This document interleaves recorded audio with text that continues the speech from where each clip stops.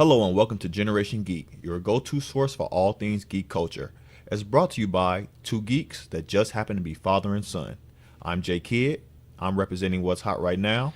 And I'm Papa G, holding it down for the OGs. So if you love comics, anime, movies, and games, don't worry. You're not a fanatic. It's genetic. Welcome to the family. What's up, everybody? This is J Kid. And this is Papa G. And as you all know, this past weekend, the Venom movie came out. Venom. So, of course, we had to go see it. It being our first review video, we wanted to make sure that it was something that everyone was excited for. And so we went and saw Venom. Yeah, we saw it. And just before we get into it, we want you to know there are spoilers in this review. And if you haven't seen it, you might want to stop right now before we dive in, because we are going to give you a brief rundown of our thoughts and our takes from this Marvel movie that actually won this past weekend at the box office. Yeah, it did pretty well. So again, that was your spoiler warning. So we're about to get into it, and we're gonna start off with the positives. So we're gonna let G-Pop go first. Crickets. Positives. Crickets. Right. No. First of all, the biggest positive of this movie is the man himself, Tom Hardy. Man, this brother can act. Okay, he is the bright spot in this entire movie to me. If you're not familiar with his work, check him out. He carried this movie fully on his broad shoulders. Yeah, absolutely. He was everybody knows he's a talented actor. He gave character to Eddie Brock. He did his thing. So that was definitely one positive. For me, my positive was Venom. I love Venom as his character. I love his sarcasm. I love his humor. For me, that was my favorite part. The CGI wasn't too bad. He didn't look too bad. You don't think he looked bad? Venom looked horrible. What do you mean? This is Generation Geek. You have to understand. I'm the dad, and this is the son, and I'm a little different. I may be a little harder to please in this area because I've seen the entire journey of CG to this point. Okay, and quite honestly, when I'm thinking of Sony, the powerhouse, mega technological forerunner of the modern era, my expectation is really high when it comes to computer imagery of any kind for that matter. Now, as far as Venom goes, the actual character, he wasn't bad on screen. No, he wasn't bad. But there were some things missing, son. I agree. Like the white spider. Well, okay, that was another thing. The white spider, I understood that. I knew they didn't do that because they hadn't brought in Spider-Man. Everybody knows he got the emblem from, his bonding and his symbiotic time with Spider-Man. In this, they're making it seem like he just came straight from Eddie Brock, which is another thing why everybody feels like, I definitely feel like he should have been in a Spider-Man movie first. Because Venom is not Venom without Spider-Man first. And I know for you nerds out there, I know you're going to say, well, Deadpool had the symbiote first, that's why he's the way he is. Yeah, we understand that, but he became popular. But that was a Secret retcon. Wars. Right, that was a retcon. Secret Wars, first time we saw the symbiote was when they bonded to Spider-Man. So that's where the spider came from. And then when it bonded to Eddie Brock, he basically became this, muscular, grotesque looking creature. I just think that Sony showed no loyalty to the fans in this movie in any significant way. I mean, Venom, he just made his splash into the comic scene as a plot device. Right. And he became this significant character in Spider-Man's rogues gallery. And so when you're talking about a character now that has, which is very rare, that a character comes so far after the birth of his nemesis, yet becomes the defining villain for that character. It's like Batman. It's like Batman preceding Joker by about 30 or 40 years, and Joker finally shows up. Then all of a sudden, in no time at all, he's Batman's primary villain. Now, Joker came right around the same time as Batman, and for Venom, that is a pretty big deal for a character to catch up so much ground so quickly. You know what I mean? And so it begs the question that you mentioned that I totally agree with, which was my greatest fear going into this movie. All right, when I first heard Venom announced and that they were not including him in the Spider-Man core universe starting out, my biggest fear was actually realized, and that is, how can you have Venom without Spider-Man? It's like trying to make a freaking cake with no flour. Right. Yeah. No. That was one of the biggest things. I'm sure everybody else noticed it. It was the lack of Spider-Man. They should have. I don't know. They could have did something. Well, all you have is an alien at that point. Right. You know what I mean?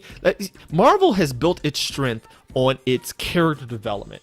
Unlike DC, which I'm a huge fan of both, okay? DC, though, has been a powerhouse in actually getting people to buy in to the fantastic and the super. Yeah. Well, Marvel's always been very much grounded in reality. Okay, it's very character driven, and when you remove a key piece of that character, come on, is he even really still that character? And I said no. I think it fell short on so many points that make Venom who he is. Venom is driven by his sense of rejection from Spider-Man. Exactly. That's what drove him over the edge. He was rejected by the first human host that he templated on in the original, prior to the retcon. Okay, we're talking about the original. Peter Parker, which established his powers. His powers are templated off of Spider-Man. You know, when the symbiote bonds with a host, it not only duplicates but magnifies that host's abilities. And when it leaves, it takes those abilities with him. Venom comes on the scene with these Spider-Man-esque abilities in the movie with no connection to Spider-Man. I feel like they didn't go extreme with it. Like I said, okay, so we all know it was Sam Raimi, right? That's the one who made the first Spider-Man, the 1, 2, and 3. Mm-hmm. When we saw that Venom, you saw he had the webs and the Spider Emblem because he was connected to Spider-Man. He had been with Spider-Man. I saw what they did with Venom in this. He didn't necessarily use the webs. Everything he did was kind of attaching, his symbiote to walls and stuff like that. Where you see in the comics usually, it's just Venom shooting webs, through his top of his hand. And this one, they kind of made it seem like it was just a symbiote attaching to different stuff, and obviously they didn't give him the spider. But it was just, man, you just can't have Venom without Spider-Man. They're two different sides of the same coin. They really are. They are. They can't exist without one another. Yeah. And Spider-Man can exist without Venom, but not vice versa. Right. Exactly. And let's add to that mix of the actual movie. Come on, man. The pacing was bad. Oh my god. That movie felt so rushed. Okay, it felt like they tried to pour a gallon into a teacup. It just didn't work. Mm-mm. You didn't have any time to actually buy into the characters in any significant way. All right, it's like the villain. I didn't get that dude. Riot. Right? No, not Riot. The Drake. Drake. Yeah. I didn't care. I just didn't care. You know what I mean? He was a villain with no real motivation outside of his ego. You know what I mean? And I don't know about you guys, but that may have worked 50 years ago. And mind you, I'm an old school guy, but that doesn't work for me today. And it really didn't work for me then. Most of your villains are driven by something bigger. Right. You know what I'm saying? This guy was just there. It's like he was just there. Yeah, the Light, and then the Light Foundation was a pretty big thing in the comic books. And that when we're talking about characters, that also brings up other people in the movie. And Venom's ex-fiance, who in the comics is his ex-wife, and as some of you guys know, she becomes She-Venom. She was like the second host the third host after Venom. She became She-Venom. And she actually worked, she was a lawyer, and everybody thought she would have some ties to the Life Foundation, and it kind of seemed like she did in the movie, because it was weird. She broke up with him, she didn't want nothing to do with him, and then he gets this symbiote, and now she's just worried about him. And not to mention, she has a new boyfriend.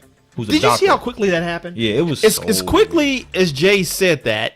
That's how quickly Eddie's life spiraled out of control. So fast. It spiraled out of control in about 2 minutes. I'm like, dude, you went from being one of the premier reporters in your area to 2 minutes later, you're a bum.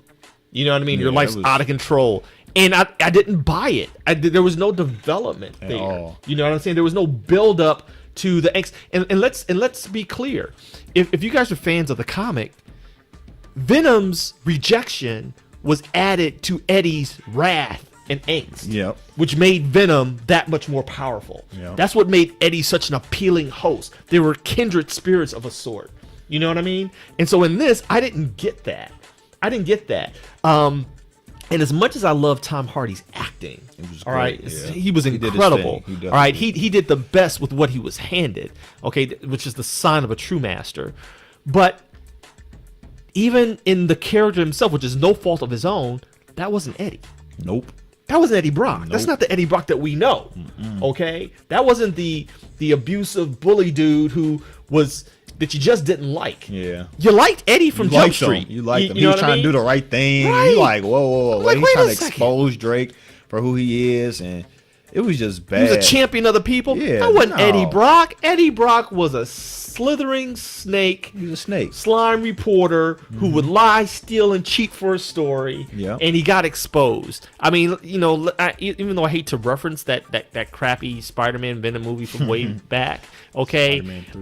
Topher Grace was more of a legit Eddie He Brock. was. He was more besides the character, build. Yeah, he didn't right. have a build. Except for the build, Yeah, right? But as a the character, character, it was that pretty was much really spot Eddie on. Brock, spot Yep. on. Yep. You know what I mean? And so, my thing is, do you agree, son, that maybe had they actually taken the time and paced themselves through this movie, you probably could have gotten 2 or 3 legitimate movies if you had done it the right way Oh yeah, definitely. and actually built Yeah. a Venom universe? Yeah, definitely. I think I don't know if it was something to do with the rights, but everything it just seemed so rushed. Like everything just happened too fast. Like I said, his spiral down just too fast. And then one thing that just annoyed me, and we were talking about this in the movies.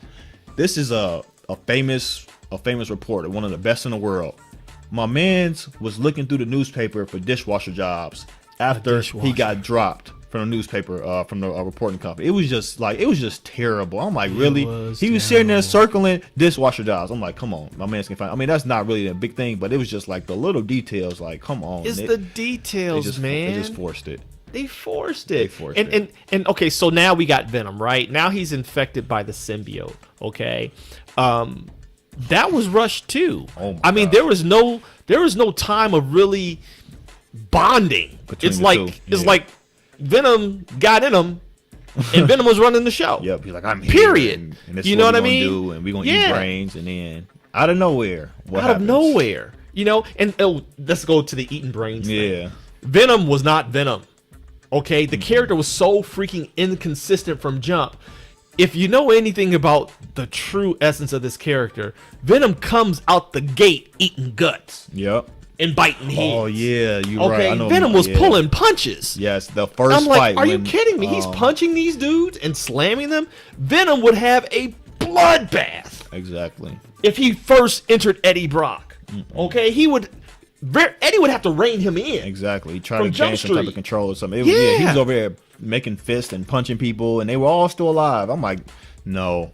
It's like Wolverine first getting his claws. Wolverine is not knocking people out. No, He was he's protecting people Right. from I'm the like, first right. from bullet fire. I'm like, Venom don't care if other folks get At shot. all. He does not care about people. And at What? that point in the movie, they made sure that you know that Brock had no control. He had none. It Venom was so doing inconsistent. everything. It was bad. And then all of a sudden, you get to the midpoint of the movie, and all of a sudden, he starts caring about Eddie. I like it here. I think we can do something here. And it was just very, very weird and very strange. Like, I'm like, where did you pull that from? Like, it didn't make sense to me. Yeah. Why do you care out of nowhere? First, you just want to stay here. You actually want to get back to your planet at first. Right. You want to get back to, everybody knows Venom's from Clintar. You want to get back to Clintar. And then all of a sudden now you want to stay and you like it here. And he made you see something new, something better with his life. You made him care about people. I'm like, y'all were together for a day. For a day. Y'all were together for one Literally. day. Literally. And like I said, this movie had so many holes in it. Sony, I don't feel, did his due diligence. There's a thing in media for you guys that don't really know me. I'm actually a professional in the industry, and there's a practice in animation and in comics and in any type of literature, whether you're watching TV or whatever, that's called the suspension of disbelief. And it's not so much that we have to get you to believe what you're seeing. We have to try to convince you to get so caught up in what we've created that your ability to not believe it is Right. put on pause. Yeah. Okay? And so it's not so much making you believe it, but decreasing the reasons why you don't believe it. And that's what Sony failed to do. Yeah. It was so unbelievable for anybody who has any type of point of reference to this character. You don't have to be an old school guy like me. You're hearing it from J Kidd. Yeah. Okay. What you have of Venom to this point, skip, going all the way back to when Todd McFarlane and I forget who the writer's name was, created Venom. You ain't even got to go back that far to know who this dude is. Okay. And Sony just missed it on so many marks for us. So if we have to rate this movie on a 5G scale, how many G's would you give it? Okay, so this is hard for me, guys. You have to understand. This man raised me on comic books, so it was always been hard for me to judge comic movies the right way. You will. So it was like, even people had their problems with X-Men: The Last Stand. I thought X-Men: The Last Stand was a good movie. I thought Spider-Man 3 was a good movie because I was a nerd and I just loved it. When I saw Venom, this was my first time seeing a movie. I didn't even think Justice League Dawn of Justice was this bad. When I first saw it, I just was like, this is terrible. So on my scale, I would say a 2. I would say 2 G's. And I would give it 2.5 G's. So that lands it firmly at 2 G's. We give this movie 2 G's on a 5G scale. But listen, don't take our word for it. Go see it for yourself. Please. All right. Every contribution helps create another movie in this genre, hopefully better. For us, exactly. So As geeks. It just pushes the community forward, pushes the culture, comic book culture, and the geek culture forward, and we're all for that. So even though we seem kind of harsh about the movie, we still love it. Because it was done. Yeah, it was done. We're just glad that it was done. Everybody remembers there was a time when these things were being done bad, like the Steel movie. So we appreciate it. We're not prima donnas here. No, not at all. Yeah, we appreciate the fact that these things are coming to life before our eyes. But Sony, I'm sorry, you gotta man. do better. Sony, you you gotta do better. better. Just give it back. Just let it to go. Disney. Give it back to the mouse, go. man. Just give it back to the mouse. Just let it go. So with that being said, that's all I got on Venom for tonight, folks. Go see it. If you agree, disagree, let us know. Leave a comment or a like in the section, and we will respond. We want to hear what you guys think of Venom. We are men of the people, so just let us know. We're all family here, just all one culture. This is geek culture. We're all here for one another, and please leave comments. Please like and subscribe. And yeah, that's all I got. We out. We out. This segment of Generation Geek is brought to you in part by Kapow, the Comic Art Academy. What do your favorite TV shows, hit movies, and epic video games all have in common? They were created by and employ comic book artists. Want to know how? Then you want Kapow. Check out their YouTube at kapowschool or visit teachyoutodraw.com for more information.